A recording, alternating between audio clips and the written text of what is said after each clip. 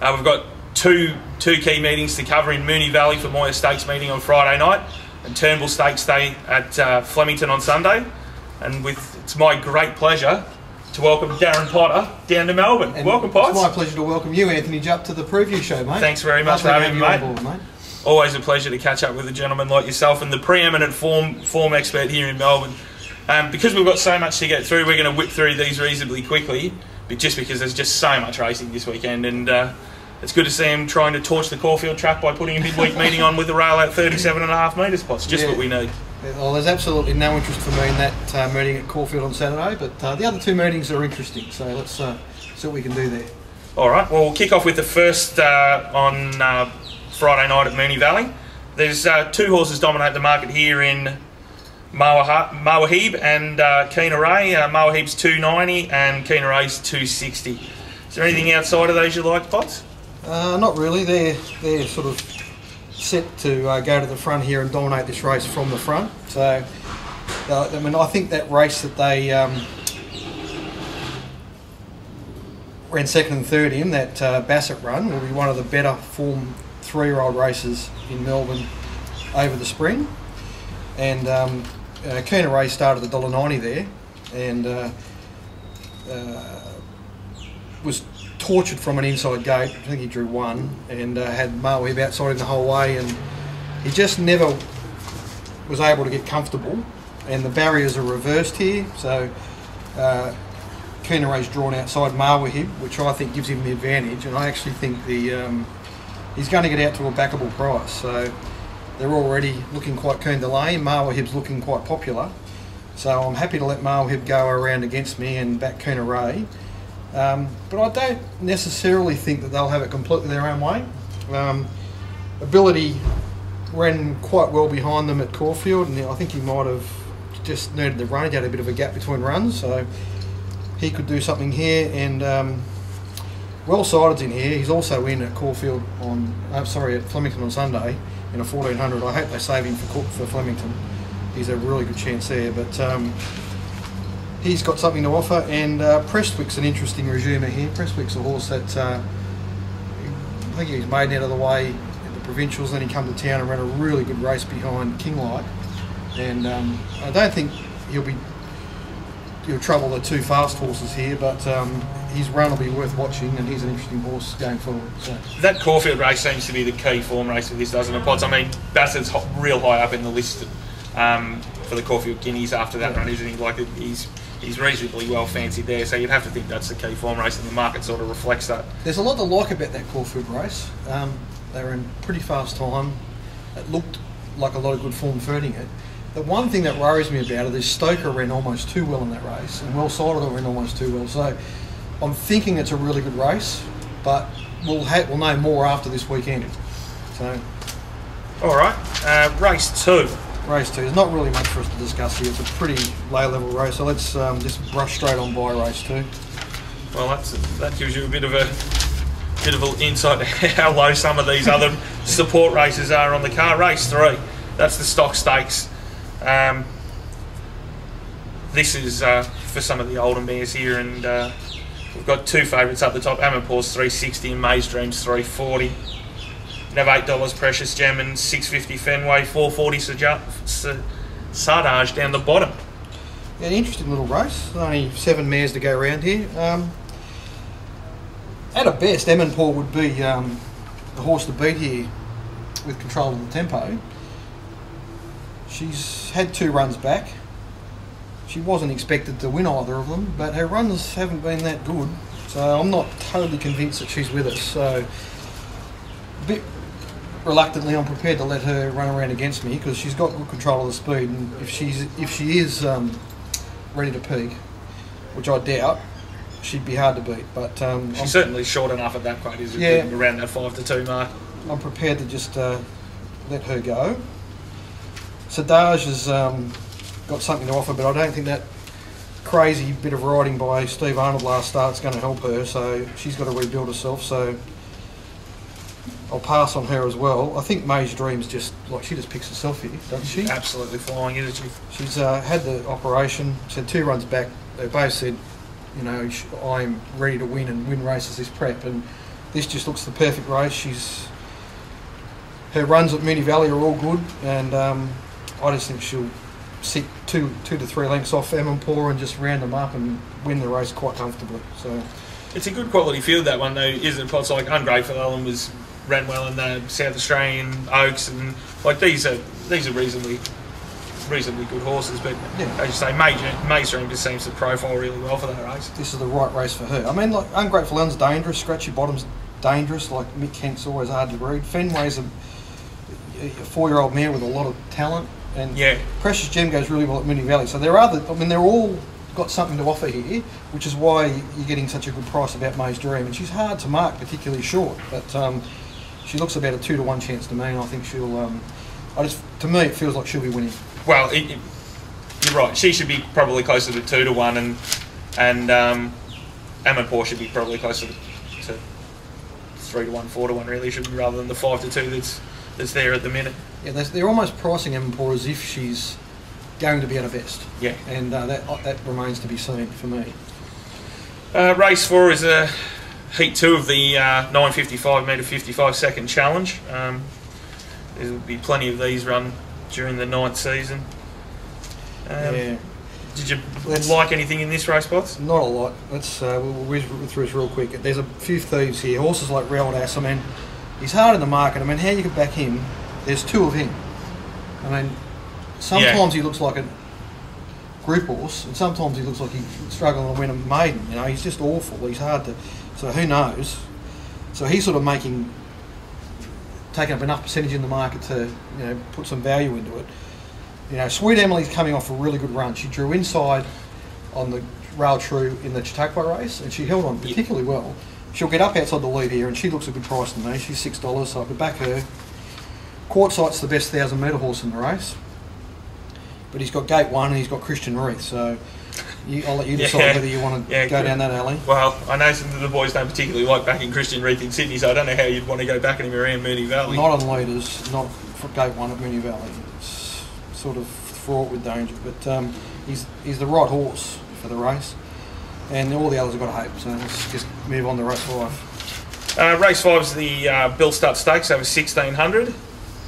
And the market shapes up. Patch Adams 650. He's our Roki at 460. 460 Ragnar. 440 Sovereign Nation.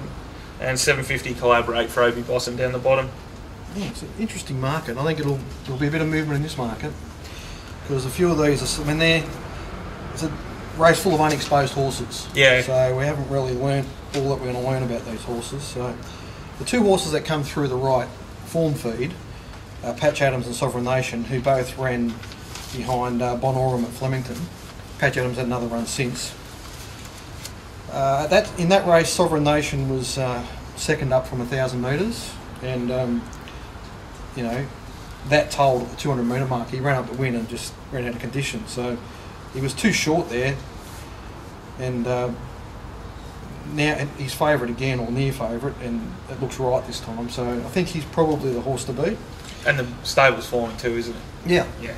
Yep. Like for a small stable, a fair way out of town, like horses like Magna Carta, these sort of horses, like it's putting them on the map, isn't it? Is he theirs? Who's that? The O'Sullivans. Yeah. They got him? Oh, there you go. I didn't even notice that. Well, you're talking about Patch Adams? Yeah. Oh, sorry. Yeah, Patch Adams from that stable, and you're absolutely right. Their horses are running through brick walls. So Patch Adams is easy to like in this race on form. His problem is he just won't settle in his runs. Yeah. He gets fired up, and he wastes a lot of energy in the first half of the race. If you can get that out of him, he would be the horse to beat here. So I would like to see Steve Arnold just let him get up on speed here and see if that'll help him settle, like, rather than fight him for the first half of the race, which he's done at his last couple of runs. Anyway, he's got a good chance, Patch Adams, and as you said, Juppy, he's from a stable that's flying. The other one I'm giving a really good chance to is Get the Picture. So he won what looked a pretty good maiden at Bendigo, I think it was. That's the other thing with this time of year, isn't it? Well, it's like some of these provincial maidens. Yeah. Like it's not a big jump to win a provincial maiden, come straight to town, and you can win in town on some of these. Like even at Bendigo today, and there was a couple of Ballarat yesterday. Yeah. Like I saw Lee Freedman. He took Les Darcy to Stall on Monday to win a maiden, and that's sort of just telling you how hard it is to sort of place your horses to win a maiden. Like I don't think a Hall of Fame trainer like Lee Freedman hasn't had too many runs at Stall in the past. Yeah, well, you're dead right. Like a horse like Loyalty Man here was in a maiden at Ballarat last week and ran into Brackenby and that whatever it's called, Clementine or whatever, that thing of Robert Smurden's, that mare, and I mean, he ran a nice race. So like he's coming into this race and he's not hopeless. Running third in a maiden. Yeah, in a maiden, you know, so still a maiden, but coming to town. Exactly. Moira Bell did nice things in a maiden, so she's got something to offer. He's our Roki, come over from New Zealand and won a maiden, and same with Ragnar. They have very similar profiles. So yeah, he was impressive at Bendigo, wasn't it, Ragnar? They won the maiden up there last week. So yeah, to win this race, to beat. So I'm saying that Sovereign Nation and Patch Adams have got the proper city form. Yeah. That's been franked through Bon Island, right? So these other horses do have to improve off those maidens at least 3 lengths, possibly more, but they could. Yes. So it makes them dangerous. And Collaborates had a couple of starts in New Zealand on very heavy tracks. So he looks a bit dour, but he's got something to offer. So even he's got a chance. So interesting race. Race 6 at Moonee Valley is the JRA Cup over the Cox Plate distance 2040. Prince of Penzance $8. Magna Pal, who we spoke about a moment ago, is $5. The United States $3.60. Genuine Lad $5.50.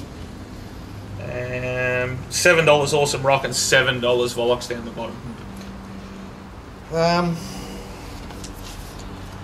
It's a great race. Yeah. Great race. This is a really good race. Unfortunately, the market sort of found the horses I would have liked to attack. So I think Magna Pal and the United States are where you're going to start with this race. Yep. I mean, they're just racing in really good form, and they're going to be in the finish. So I think Magna Pal's an attractive price here. Like for a horse that's just produced 3 really great wins, $5.50 I think is available. Sounds like a pretty good price to me. And evens the place. I mean, it's hard to see him in this lineup missing a place, really, isn't it? I mean, if you can get the $5.50 and like there are a couple of other chances, but geez, to me, that just seems an attractive way that I'll definitely be making sure that I won't be losing on the race because I'll be having something to place on him. But if you're keen on him for the win, I think that's another way that I'll be tackling it too. Well, he's got a picket fence there, so he's starting to look at. And they're getting closer to him, but geez, he's hard. I mean, the only issue I could find with him here is that he's had 3 runs at Moonee Valley when he was a different horse, and they're not 3 of his better runs. But at the moment, this horse is just flying, so I can't argue with what you're saying, Juppy. The United States, he just picks himself as a really good chance in this race, so no problems there.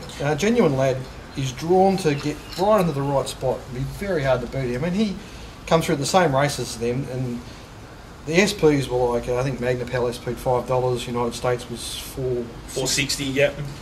And Genuine Lad was 20 to 1. And here they want you to take $5.50. Yeah. But I can sort of see why. It just seems like too short a price, but he's a really good chance in the race. He boxed on particularly well there at Caulfield, so. And right down the bottom there, Volox. Well, I've got a story about Volox. As everyone knows, I've been a huge fan of Potts' stuff, and I get it religiously. And I had an absolute brain snap that day at Pakenham. I didn't even see it on the list, and didn't even see it, didn't even write it down to ring it through and back it. Missed it, and of course, you know what happens when you miss one. And they win at $18. Yeah. So that's unfortunate, mate. But we'll have to find another one for you. Yeah, I'm sure I won't have to wait too long, especially now we're getting into the guts of spring too. Yeah. Anyway, this is a hard race for him to win, but he's a horse that's going somewhere. So he sort of looks well found to me, but he's a live chance. Well, it is a bit hard. It is a bit hard to take the $7 when as you say, it was $18 at Racing.com Park last time. Yeah, exactly. So and that was against Kansas Sunflower and that Firehouse Rock, and here he is against Magna Pal, and they're asking to take half the price. Yeah. I mean, he was obviously over the odds at Pakenham, but he doesn't look much of a price here. But no. Anyway, he's a nice horse.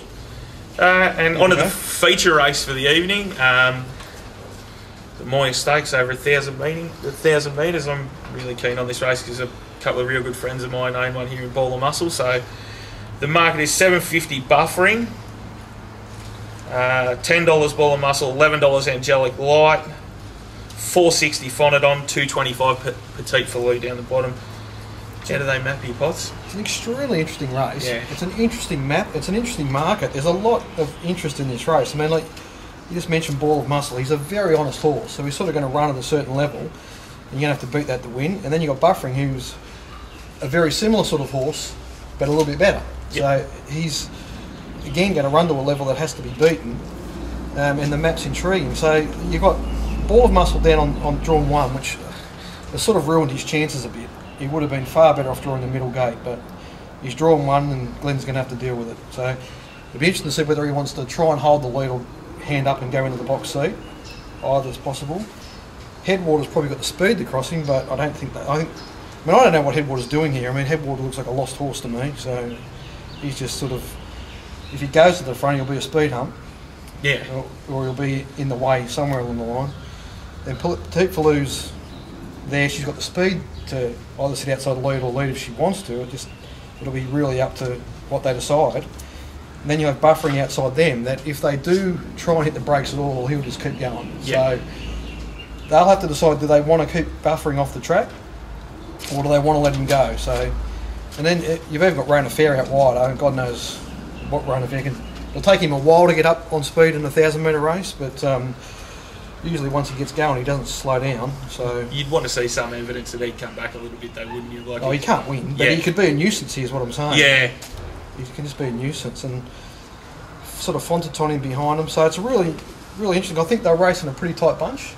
I think if they overdo it up front, there's a few horses from the back here that could cause some mischief late. So from a betting point of view, I could not possibly get Petite Falou into where the market's got her. I marked the 5-2, and I think she's top pick, but 5-4 seems absolute poison, and you'd have to think that by the time the real stuff happens, she'd be a lot bigger than that. We took even money about her last start, Juppy, against 3-year-old fillies. Yeah. So I'm not taking 5-4 here, I can tell you. So, against proper horses. Yeah. I mean, can you imagine what would happen if you put Buffering or Ball of Muscle or whatever in that Flemington race? Yeah. Now they started $1.20 and they win by 5 lengths. So, it's a bit curious, but so I'm not getting heavily involved in this race, but there is a roughie here I'm going to spec. I'm going to back up Win and Place, and that's Brook Road. I've marked her about the same price that she is in the current markets for the place. My win price is the same as her current price. Does that make sense? Yeah, that's showing you how big the overlay is. Like I'm looking at Crownback now, she's $51 and $9.50, and if you shop around, you can probably do better than that, and probably Best Toten SP product, you probably get better than that too. Yes, well, it's 61 and 12 was the price I was interested in. Yeah. 61 and 14 I might have taken, but I just think if she's close enough to them, she could really cause some trouble here late. Particularly if they torture each other. Yeah. So you remember what we had in. I know it was a different race. Was it this race last year that they all went across the line together? It was 1200 then, and Lincoln Rupee won, and they were stretched across the track. I think it was this race, but I wouldn't be surprised to see something similar again. Yeah, it does appear that way, doesn't it? That they're reasonably evenly matched. Yeah. Even Angelic Light, Le Bon Sir, they'll all be chipping away. Well, she caused the upset last year, didn't she, when she beat Lincoln Rupee when he was the raging on favourite there in Moonee Valley, and her trial at Cranbourne didn't look too bad. So it looked fine. So. On to the last Moonee Valley race 8's a 1200 metre handicap. Yeah, we won't waste much time here, Juppy, because there's 4 emergencies, and whether they run on, it'll have a huge impact on this field, particularly Sarajevo and to a lesser extent Lazy Axel. So as they stand at the moment, I think Java's top pick, and he's a good price, so I could back Java. He looks a very nice price here. Around the $5 mark. Yeah, Tortine will do a thing out front, but I think she'll be vulnerable late. If Sarajevo gets a run, he'll be very dangerous. So. Where do you place a horse like Kaepernick in that race, spots? I really liked him first up, and he was dreadful. He's a bit of a poof. Yep. I don't know if he'll be suited at Moonee Valley, so he needs to win me back. For the moment, he's on the barred list. Okay. With Galaxy Pegasus, they're both not doing enough. Yeah, there's a couple that are getting around like that. that are a bit like that. Okay, well we'll move on to Flemington on Sunday. The first is the Maribyrnong Trial Plate, which is the first 2-year-old race of the season, and I'm tipping pots. What your guess would be as good as just about anyone else. Yeah, I think you can find. Is there a bit to work with here? I see Manuel for Tony McAvoy, who he thinks is. I heard him on the radio this morning say that he thinks that that's his probably best 2-year-old in the stable. But in saying that, he said he's put his hand up to go to the races. Yeah. And is it Calliope for Godolphin? It's $2.70. $9 Sweet Sherry for Brent Stanley and Damien Oliver, but I'm not sure if it's going to run. I can't remember whether it was Sweet Cherry or another one of his horses, because I think it's a Magic Millions horse, and it looks like it's going to be set for that in January rather than this. Yeah, well, look, I haven't looked at these at all yet. I think there's trial and jump-out information on all of them, so hopefully I'll get to it before Sunday, but at this stage I haven't even looked at them. So it is always tricky that race though, isn't it? And they always come out of trees to back things too. Yeah, unless I see something I particularly like that no one else has seen, which is unlikely, I don't think I'll be betting. Yeah, might be a little bit of a late start there. Race 2 is a Poseidon Stakes over 1,400 metres. It's Stoker at $11, Top Me Up $3.70, 1 for $1 $6. Well sided $5.50, $3.50 Fatinar, and the rest of the. What price did you say well sided? Which one? Well sided. Well sided $5.50. $5.50. Yeah. Okay. Yeah. Look. As I said before, that race that Bassett won, that Kuna Ray and Moir ran in. So take notice of what happens at Moonee Valley Race 1. If that form holds up really strongly, it points really strongly to Well Sided and Stoker here, and they're both over the odds. So hopefully Well Sided bypasses that race and comes here. And now, unless I see something at Moonee Valley on Friday night that leads me in another direction, which would mean Kuna Ray and Moir failing badly. Yep.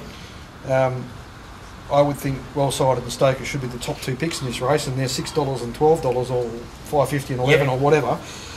And Fatinar is favourite, which I find very odd.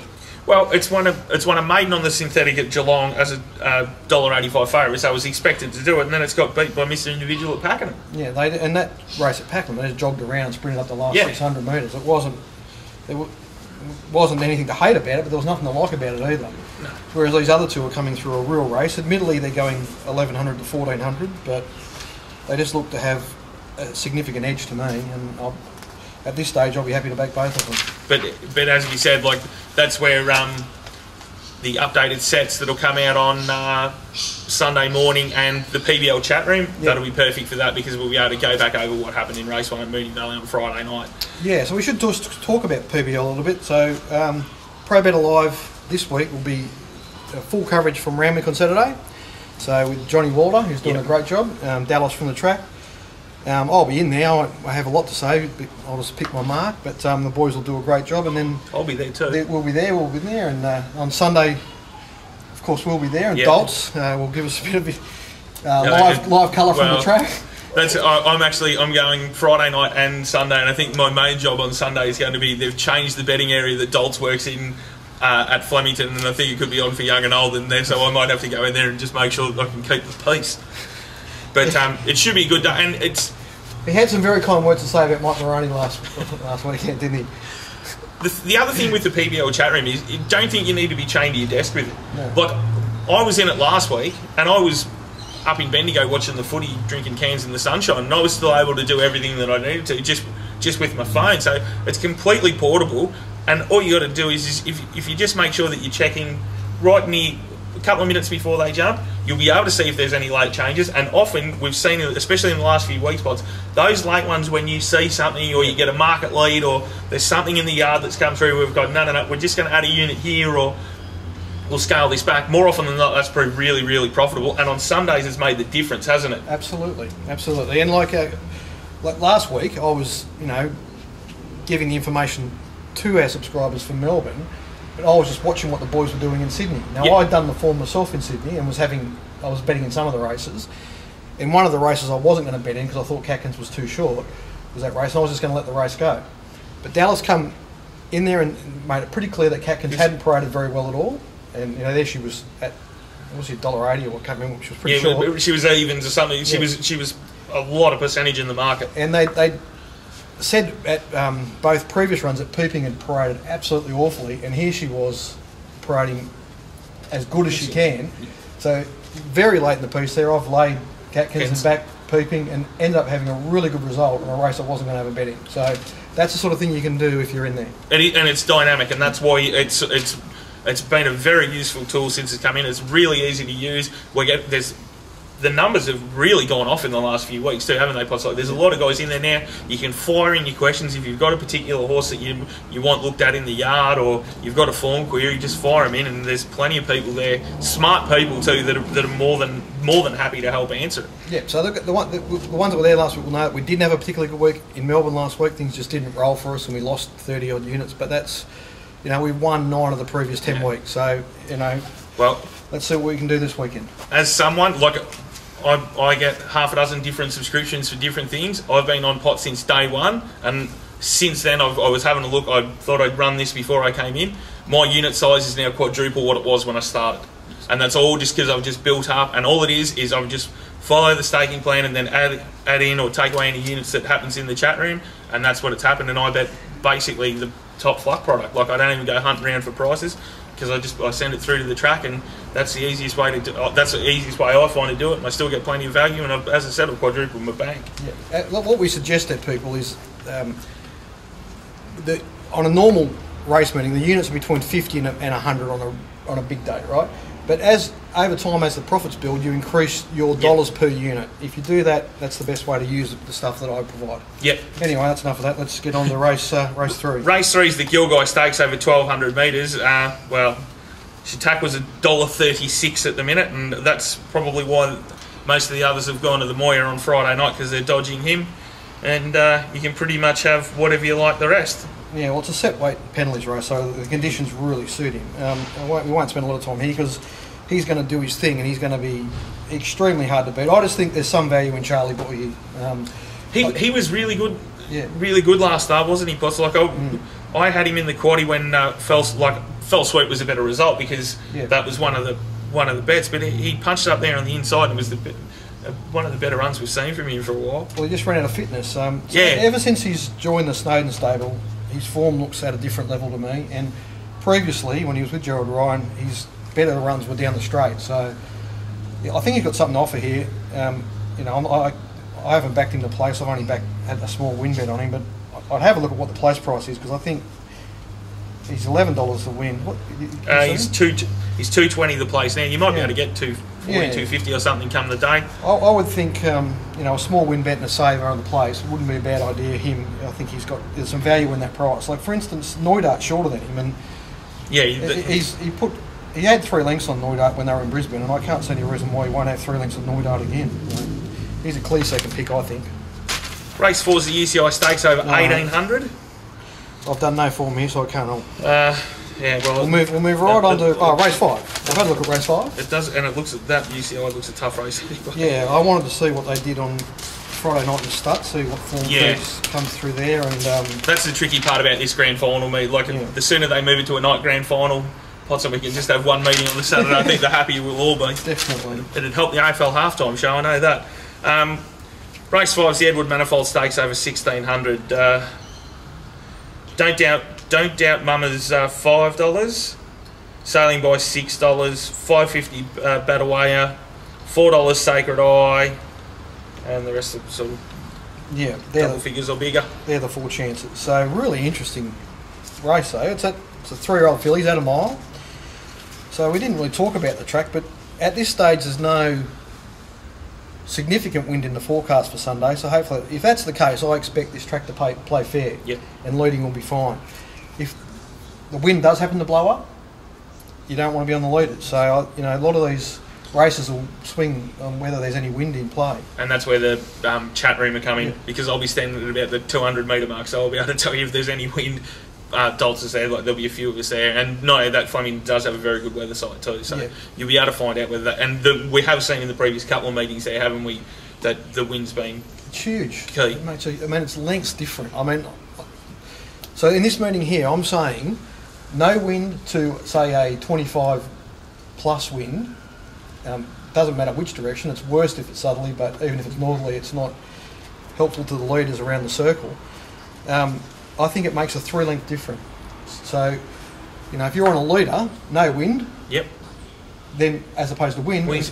You got to adjust the rating by 3 lengths. That's massive. If it is wind, and especially like as we head into the summer months, when that northerly wind jumps up, they get buffeted coming around the turn. Yeah, and it's the horses in behind them and outside them that get the advantage. Yeah. So, okay, so I think that's a factor in this race. Assuming a fair track, I think Sailing By is well prepped for this. She'll get up on pace. I think a lot of these will be looking to pinch their way to 1,600 metres, and they won't be keen to trouble her, and she could just get control of the race and will be very hard to get past. So I think she's a really good chance. I'm a bit disappointed that they didn't put up a bit longer, but I think there's $7 around the place, so I think that's some value there. Sacred Eye and Don't Doubt Mama they've got to get to the 1,600. I think Sacred Eye is more likely to enjoy it. She is in her first prep, so I think she's a talented filly, but no guarantees on her getting the distance. And Bartawia started a lot shorter than Don't Doubt Mama at Moonee Valley, and didn't have much luck. Then went to Pakenham and posted a nice win, so it's hard to get rid of her as well, even though I'm not convinced about her at 1,600, but she's in there with a chance. So I'll fight it out though.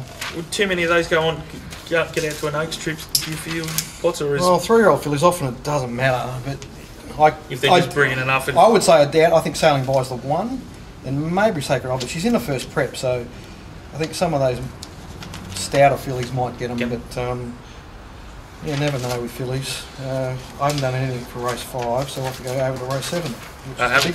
So you haven't done... well, the Bart Cummings, race 6 is the Bart Cummings, which is the golden ticket into the Melbourne Cup. So that's why we've got a big field. Yeah, so it's a giant field, and they're all having a throw at the stumps, and there's form from everywhere. But race 7's the Turnbull Stakes over 2,000 metres. I'll run through this when this loads up. Happy Trails $12, 71 Protectionist, $7.50 Hartnell, 16 Preferment, 15 Volkstock, 91 Magical, 20 Dandino, 21 Who Shot the Barman, 10 Rising Romance, 23 Weary, 6.50 Amrala, $34 Extra Zero, who's scratched from Friday night to run here, 23 Set Square, 23 Gust of Wind, $5.50 Alpine Eagle, $6 Royal Descent, and $71 Awesome Rock down the bottom. What a cracking race. I mean, it always is, yeah. Turnbull. It's always an important form race for the rest of the spring, so you've got to look at them, but we've got to try and back the winner there on Sunday. So at this stage, looks like Amrala and Hartnell will come across and get pretty good control of this race, and wind aside, so which I'm not expecting, they'll be in the finish. And the horse to come after him is Alpine Eagle. He's drawn to sort of be a 3 wide with cover position, and that's good. But if they, they won't. He won't want to get too far off them if they get good control at a soft building tempo. Hartnell and Amrala won't be easy to catch. On figures, Royal Descent fits right in there, but I just don't know about her at 2,000 metres, so I'm sort of having trouble getting rid of her, but I don't like her really. I think it'll be a pretty bunched finish. A lot of these will be, doing their best work late. And Happy Trails? Yeah, he's a bugger, isn't he? He's got a history that says he can win this race. Yeah. But so I'm going to let him go around against me at my peril, I think. But every prep, either third or fourth up into a race like this, whether it's the spring or the autumn, and he's competitive every time. So hard to knock or put anyone off back at him. And just back Extra Zero to run a place, because he always seems to run a place at big odds for my good mate Mark Philgate at big odds, so he'll probably be bob up somewhere. Race 8's the Blazer Stakes over 1,400 pots. This is we've got Hazard $6, Madam Gangster 7, Tycoon Tara $8.50, $6.50 Atlanta Stream, $4.80 Jessie Bell, and $7.50 Satya down the bottom there. Yeah, look, it's got a bunch of mares here that are trying to rebuild themselves, so they've lost their, like Tycoon Tara was tragic last start. I don't know what happened there. So you've got to trust her. Madam Gangster missed the start by 5 lengths last start, and you've got to sort of wonder if she's going to be, if that's knocked her around at all. And you go through, I can easily put a hole in every single one of these except Jessie Bell, who I just think will win this race. You know, like, I was hoping they'd mark her a bit longer, but I'm happy to take $5 and I think she'll win. So she's rock solid. She'll just sit in a perfect spot and she'll run an extremely honest race because she doesn't know how to do anything else. Yep. And I think she'll set a mark that these others will find hard to beat. So, and as you say, like that, you can pick holes in the rest of them. Yeah. The one that looks dangerous to me is at the end of Stream, but she looks well found. Yeah, it does seem short enough, doesn't it? She's only second up. I think she's, you know, Darren Willoughby have races third, fourth, and even fifth up in mind for her at a mile. So looks well enough found. But Jessie Bell just looks an absolute peach of a bet to me. Good way for us to finish the show, Juppy. We've got one more race to go, that points. Oh, God, no, I haven't any form for it. Well, that's probably why, because it's a 20-horse field. So if you're in the last leg of the quaddie, the favourite there is Lord Aspen, but that's a tricky little race, that one, to finish the program. But it's a huge weekend down here in Melbourne this weekend. Spring really gets, like, the footy finishes after this weekend, and then we'll be full on into the carnival down here after that. But this is a great weekend. Like, there's a really good meeting, as we've said, Friday night. There's plenty of highlights there, and Sunday should be an absolute. It really is a turning point race for the spring. Like, you'll find out where a lot of these are and where what their levels are and what the form's looking like. So Darren will be doing sets for Friday night at Moonee Valley and one for Flemington on Sunday, and the chat room will be operating on Saturday and Sunday, so it should be a really good weekend. Hopefully we can make some money. By the look of the fields, I think we can. Yep, and obviously there's a huge meeting in Sydney on Saturday, and because I won't be betting in Melbourne on Saturday, I'll be joining in the top better $500 tournament. So anyone that wants to come in there and knock me off and knock Kingsley off and Glenn Pollard off, those $500 tournaments are the biggest road galleries you'll ever find. It's if you're just out there and you want to actually, it's one of the few times you can. It's like you can walk in off the street and take on a pro tournament in poker or golf or whatever, because you literally are taking on some of the best racing punters in the country. But it's a lot of fun and there's some good banter there. And I know some of my mates. I know Doltz is going to go in, and I'm pretty sure Snowy's going to go in it. So there'll be quite a few blokes in there that A, should mean there's really good banter, and B, the prize pool's up there. Like, it's a guaranteed $15,000 pool, so it should be a really good tournament. Should be. And my username in there is Carnegie Hill. So if you're wondering which one's me, that's me. And I think it'll be an exciting thing. Oh, geez, I hope I can beat Pollard. I tell you, that's what we might need to do. We might need to start getting top better price ups and match bets for the tournament, because I think there could be plenty turned over on that too. Yeah, absolutely. Well, there's some guys in there that, I don't know who they are, that are just really good at it. Like, they've really figured out the strategy for the tournaments, and they're very hard to beat and sharp. Like, some of these guys are just, they make you feel inadequate, to be honest. Like last time, the starting bet was 25,000, and I got to 68 or something and didn't even run a play. Like, it was not even close to the placings, you know. I was an also ran. So. It's very hard for the grinders that are just there grinding away, trying to make 3 or 4% out of the game, when these blokes are just, you've got to turn 25,000 into 125,000 to be a chance. Yeah. Anyway, it's good. Should be good. All right. Well, I'll be catching up with Vince on Monday afternoon to go through the IVR review, and I'll try and catch up with Warren Huntley for a track work report next week. But also, this time next week, I'll be catching up with Darren Potter. Thanks very much for your time, Darren, and we'll see you then. Have a good weekend, everyone.